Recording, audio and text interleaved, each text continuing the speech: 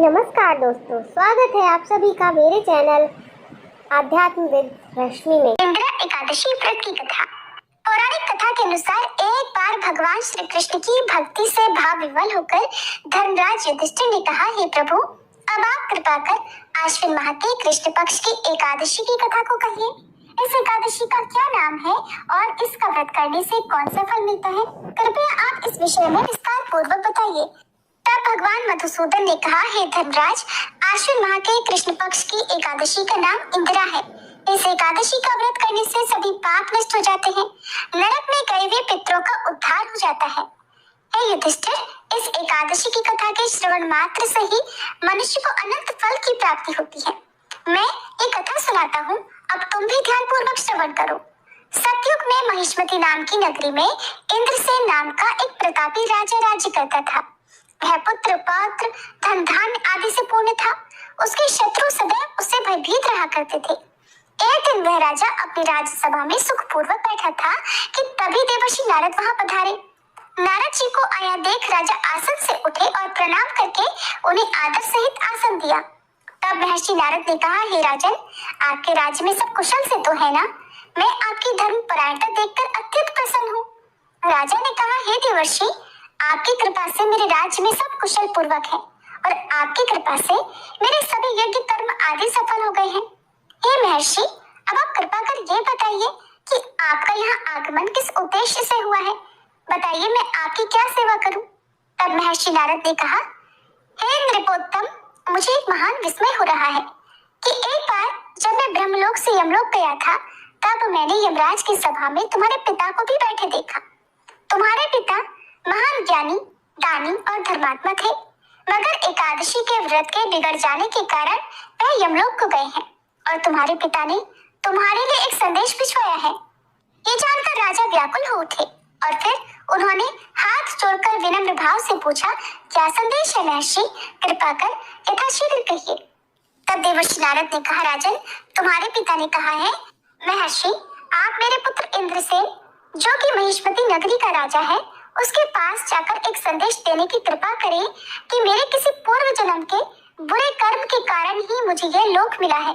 यदि मेरा पुत्र आश्विन माह के कृष्ण पक्ष की इंदिरा एकादशी का व्रत करे और उस व्रत के फल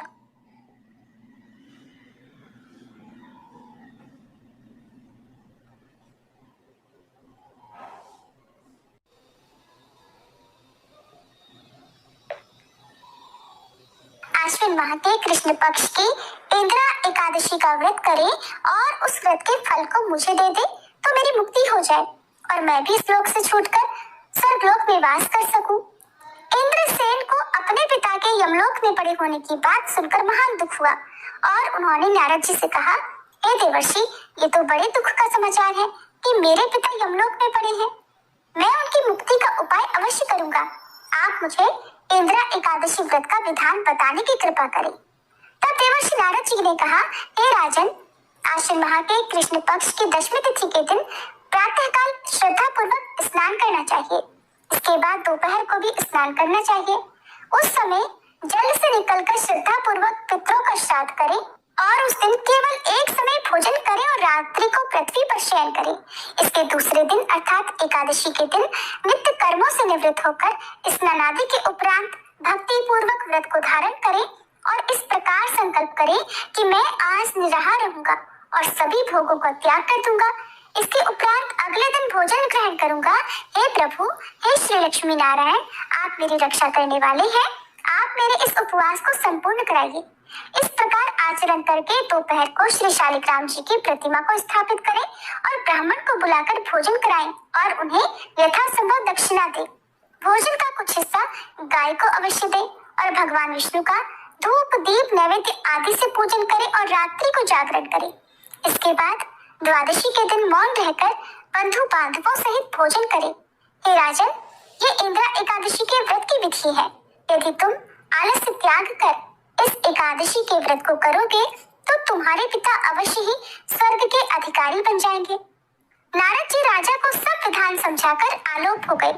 राजा ने इंदिरा एकादशी के आने पर उसका विधान पूर्वक व्रत किया। बंधु बांधवों सहित इस व्रत को करने से आकाश से पुष्पों की वर्षा हुई और राजा के पिता यमलोक से रथ पर चढ़कर स्वर्ग को चले गए।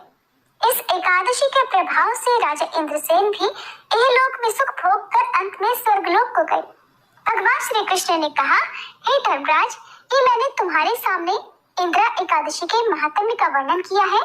इस कथा के पढ़ने और सुनने मात्र से ही सभी पापों का शमन हो जाता है और अंत में मनुष्य स्वर्गलोक का अधिकारी बनता है।